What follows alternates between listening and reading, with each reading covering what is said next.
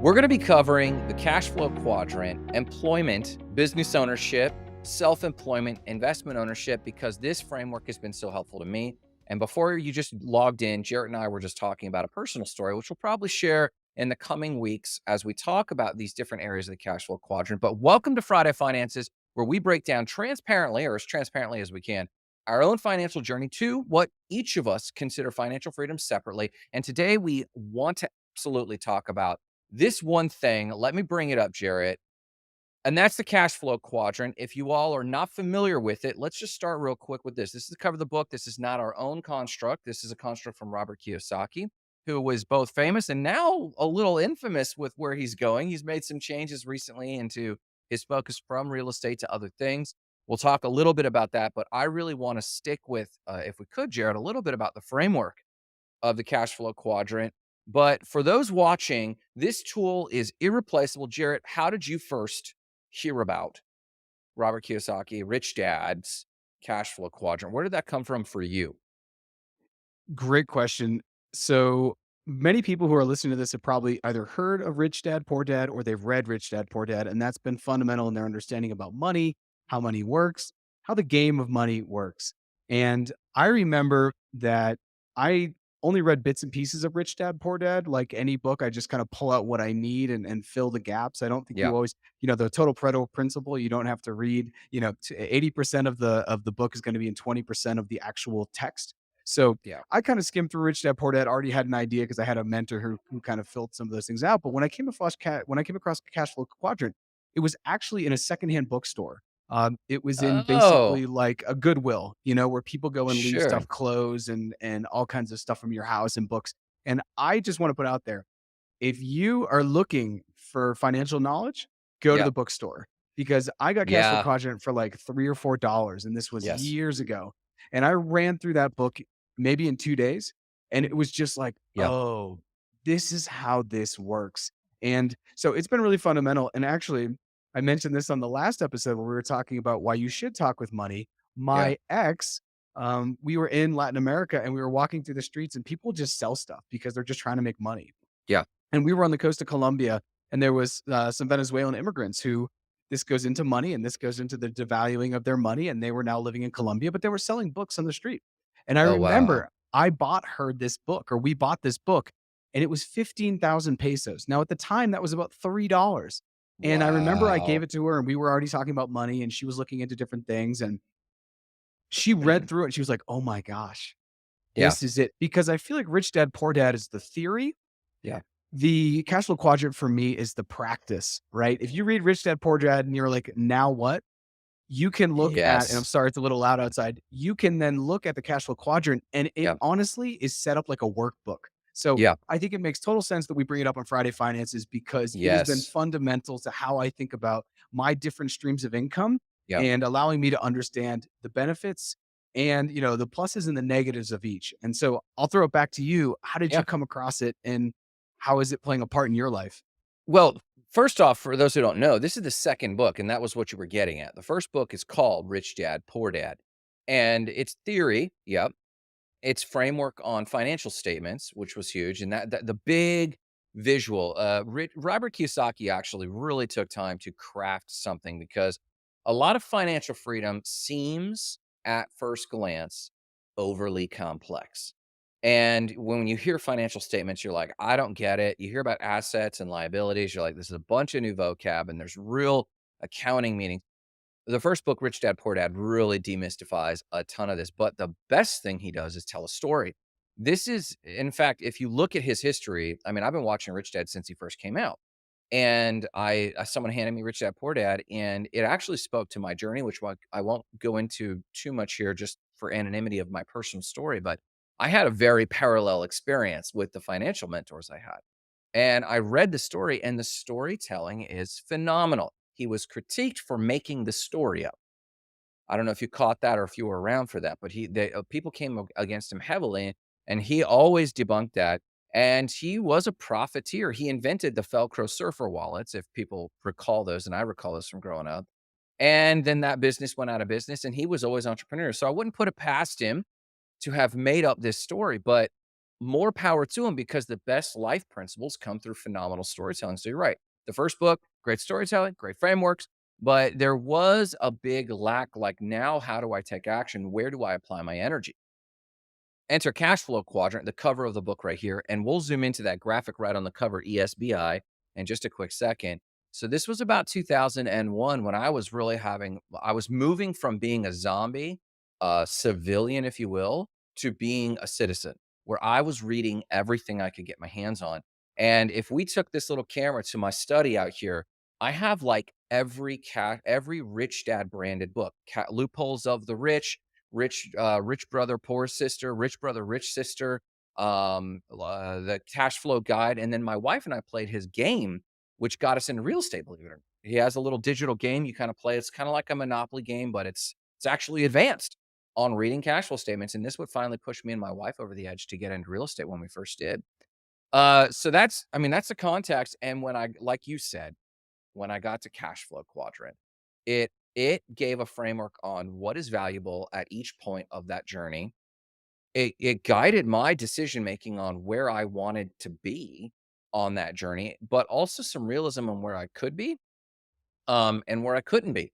And it gives a lot of shorthand language. And I think I'd like to jump into that if you don't mind and actually bring up, this is the cash flow quadrant. And we'll talk a little bit about this, and I do think that each area deserves its own thing. So let me back up here though. Jarrett, before you got into Rich Dad Poor Dad Cash Flow Quadrant, had you had any entrepreneurial or intrapreneurial chops before that? Like, as you were you pursuing financial freedom even before this?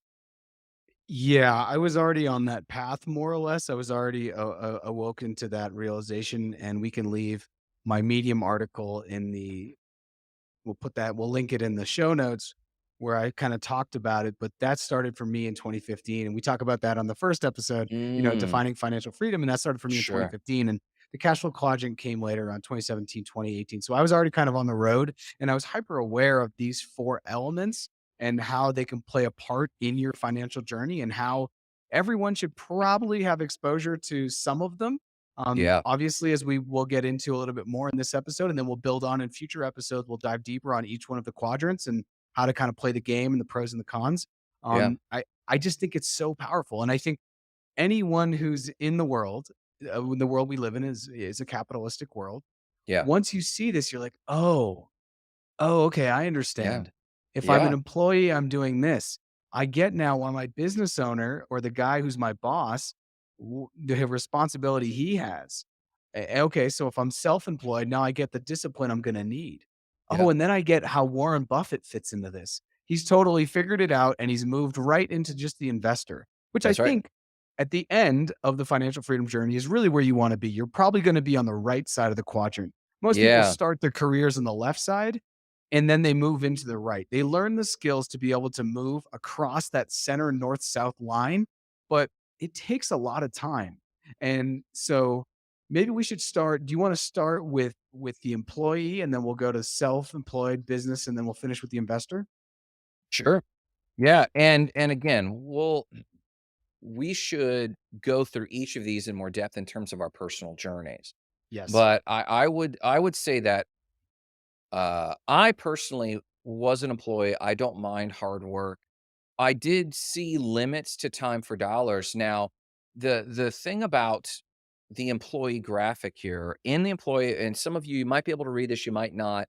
When we go into this in depth, we'll have larger graphics so you can see this and then additional details for each of those.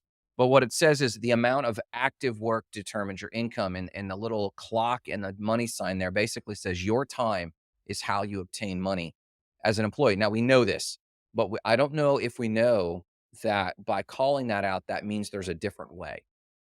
But a lot of employees just know, I'm so frustrated with what I'm earning. And now in the state of Florida and other places, minimum wage has been raised dramatically. Like, and I don't know how familiar you are with this in Florida, but like our minimum wage was like 10 bucks until like a year or two ago.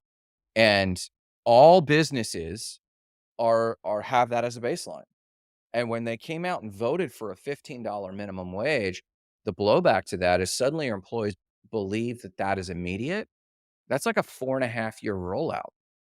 So I actually turned over a team um, over the last 2 years, the last year, actually. We have a new team now. But before that, who suddenly, and I mean suddenly, were like, I'm worth more per hour. Well, here's the thing. We all know in every era, no matter what your hourly rate is, you're worth more than your time. And what by that I mean, like, well, Grant, you're paying me $10 an hour or $12 an hour at the time, give or take. I should be making 20 an hour. And it's like, why do you think that? Because the minimum wage was raised. Well, that doesn't mean you've added value. But let's contrast that to, and maybe we'll talk about self-employment in a second. But when I started my coaching, I was doing small business and performance coaching. I was pulling 120 an hour, and it still wasn't worth it. It still wasn't worth it. So I had this massive realization. I don't wanna get paid for my time, but there's a new level of responsibility with that. So, I mean, so you've been self-employed, am I correct in saying that? So we've all been employees somewhere. You're an employee right now, even though it's in a something a bit more interesting than you were previously. You're still trading time for dollars. Are they clocking you, or did you arrange it so that it's for output actually? I mean, it's a salary position, but it is kind Okay, of clocked. But I'm totally an employee, right now, and I guess let's just slide into the self-employed. sure. Right now I'm an employee right now. I'm also self-employed. I'm doing consulting on the side. I'm That's right. helping build websites and other kind of like digital products right now for a Yeah, company, and I just do that honestly at nights and weekends so it doesn't interfere with my employee work. yeah. And then, working towards being a business owner, but definitely an investor. So I have Mm. 3 of them, and I feel like you have 3 of them too. But you don't have the employee. Is that right? Yeah, I'm looking this over. So the majority of my wealth, and you know what this makes me think of? For the purposes of Friday Finances, we should actually add an element, and if you're watching this later, we'd love to hear your feedback on this, where we show 2 pie charts. One pie chart shows the asset classes. It doesn't have to show hard numbers, it shows percentages. Like I would show real estate and as a percentage, and I'd show my crypto as a percentage, and people could kind of get a sense of like how we're looking for financial freedom. And the cash flow quadrant, hear the language, financial freedom in Robert Kiyosaki's paradigm is cash flow. Now, this does fall juxtaposed a little bit to Jarrett's definition of financial freedom because he has an extended time horizon. I have a more immediate time horizon, and there's that's like a wealth conversation. But we should do another pie chart, and that pie chart also shows where our income is coming from based on the cash flow quadrant. Because you have a growth mindset, I have a cash flow mindset, and there's a little bit of a difference, and that's important for you to know. And neither one is right, except what's right for you and your risk tolerance and your projections. But I say that, I digress. Yes, you asked me, do I have 3 areas? I do have 3 of these areas, and, um, it's just not as an employee, but when you're self-employed, you might as well be an employee. It's kind of the major difference is taxes, and if you read the Cash Flow Quadrant book, he actually talks about what these 4 areas represent are a difference in how you make money and how you keep money. One is earned and unearned income, and the other is the tax game. And the tax game is different for each one of these blocks. So effectively, I'm employed, but I'm not trading hourly wages, but I am trading time, you know? And in a lot of ways, it's more time. I'm trading more time because I'm wearing more hats. And then that teeters, like if I'm going through a really good season with my team, it functions more like the B quadrant, the business owner quadrant, where I pop in for a meeting here or there. I'm not even compensated for that time. I'm not compensated for that time. I just take my owner's distribution and a what they call a market wage, which you're required by taxes to pull at least a market wage out of your business. Like I can't go take 100K out of it as a distribution and 10K as a wage. So, I would say that yes, I have 3 areas and it's mostly in self-employed. And then my game is to get as much in the investor quadrant and the B quadrant, the B and the I quadrant as possible. Um, so yeah, so you mentioned 3, which you so you currently don't have the business owner quadrant. You have the employed, the self-employed, and the investor quadrant. So let's let that bridge. What would then be the difference based on this graphic and Robert Kiyosaki's framework? Let's bridge that. What's the major difference between self-employed and business owner in this construct? The major difference between self-employed and business owner, self-employed means that you're still looking at this graphic, and I think it's a great graphic, means that your time that you put in is still tied to the money you make. If you're Yeah, self-employed and you don't get up and you don't start to, figure out your plan to make money, then you're not gonna make money. yeah, Whereas the business owner is really leveraging other people's time to make money. And I think the big jump from the employee to the self-employed is exactly what you said. It has to do with taxes, and it just has to do with a lot more discipline. The second you become self-employed, and there's a bunch of memes out there, and I'll probably bring this up when we talk about self-employment on the whole, when we go and dive deeper into that. There's that meme that's like, I wanted to be self-employed. I was working 40 hours a week and I hated my job. Now I work 80 hours a week and I make less money, right? Because that's self-employment. Because you may have to work more, at least at the beginning. But the idea is that you can leverage your time better where you're not in a I make $15 an hour. You could yeah, start to make $150 an hour. And this gets into another thing yeah, where we will do a whole episode where we talk about value, cost, and price. That yeah, conversation is super important as you move throughout the quadrant. yeah, So, yeah, yeah, yeah. So, yeah. so, so on that, I had an intern and we had a great conversation, and it's more of a mentoring relationship than an internship. She presented a proposal, which I'd love to talk to you more about, on Mhm, how to take our web design company into how do you turn a web 2 web design company into a web 3 web design company. And so we're having this conversation and she put a proposal in front of me. She said, she was honest. She said, I don't even know what to charge for this.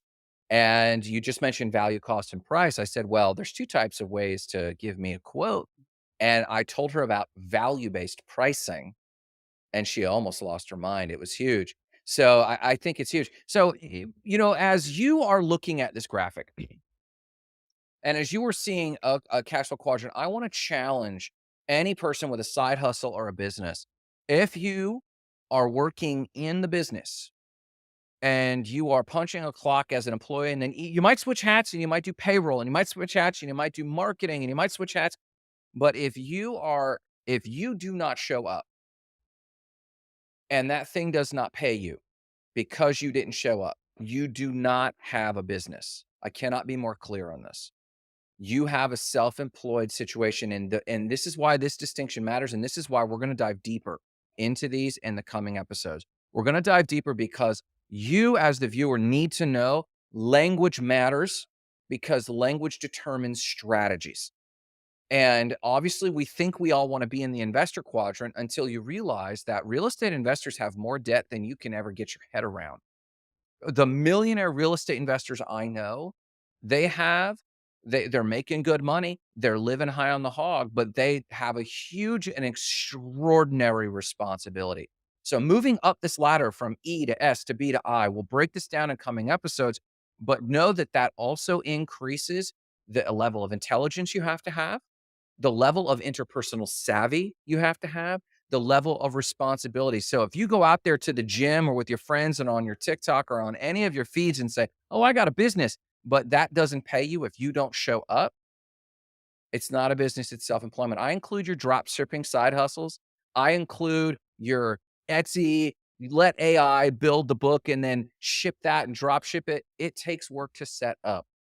And if something breaks and you have to show up and fix it on a drop shipping business, well, this Zapier stopped working here. You're showing up as the maintenance man. It's a self-employed business. It might be leveraged. It might be having great profit margin, but the language matters so that you're out there actually diagnosing the right thing. Any parting thoughts for people as we look at this, Jarrett? As you look at this, any parting thoughts or additional things you want to add? Yeah, I wanna build off what you said. I challenge everyone to look at this because most people who are gonna watch this video and just most people in general, and I have no problem with making a generality here because I kinda No. know it to be true. I would say 97% of people on the planet are just in that top left quadrant. And so they're stuck in the how do I go from making 100K to 120K? Or I Yeah. make 50K, how do I make 55K? Because that's 10% increase. And honestly, good on you.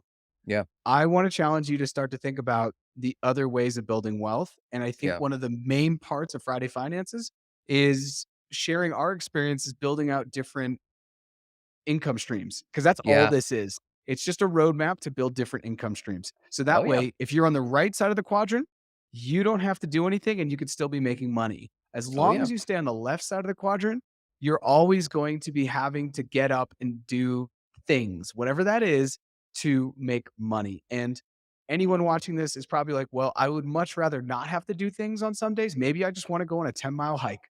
Maybe I just want to go to the beach. Maybe I don't want to do anything and I want to watch Netflix. Well, then you want to get to the right side.